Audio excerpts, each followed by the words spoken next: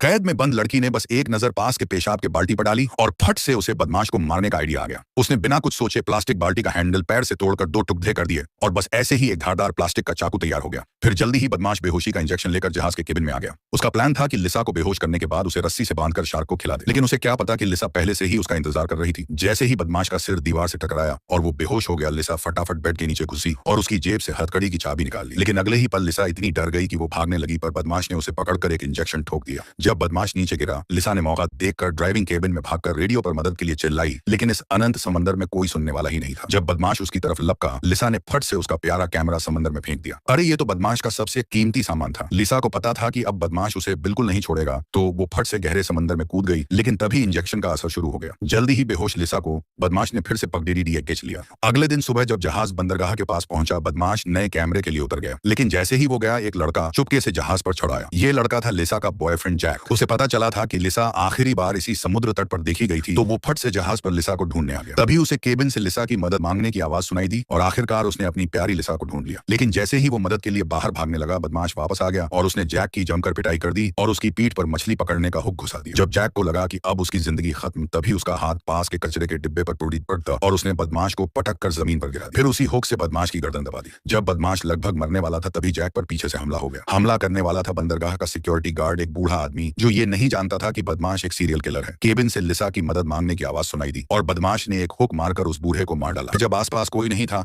बदमाश ने जहाज को एक सुनसान समुद्री इलाके में ले गया। इस बार उसने फैसला किया कि जैक को समंदर में फेंककर शार्क को खिला देगा और उसने कैमरा ऑन करके इस खौफनाक सीन को रिकॉर्ड करने की तैयारी कर ली। जल्दी ही ढेर सारी शार्क वहां आ गई। लिसा ने फट से जैक को चिल्लाकर कहा कि वो हिले नहीं, क्योंकि शार्क आमतौर पर तब तक हमला नहीं करती जब तक कोई हिलता नहीं। और सचमुच ये तरकीब काम कर गई। शार्क जैक के चारों तरफ चक्कर काटती रही, लेकिन हमला नहीं। लेकिन बदमाश को ये बिल्कुल पसंद नहीं आया। उसे परफेक्ट वीडियो चाहिए था, तो उसने जैक को वापस जहाज पर खींच लिया, उसके पेट में चाकू मारा और फिर उसे दोबारा समंदर में लटका दिया। खून की गंध से शार्क तो पागल हो जाती है और अब जैक का टुकड़ों में बंटना तय था। जब जैक को लगा कि अब सब खत्म, तभी बदमाश ने डरते हुए देखा कि एक अनजान हेलीकॉप्टर ऊपर से गुजर रहा है। हेलीकॉप्टर का ध्यान न जाए, इसलिए उसने जैक को वापस खींच लिया और रात के समय दोबारा कोशिश करने का प्लान बनाया।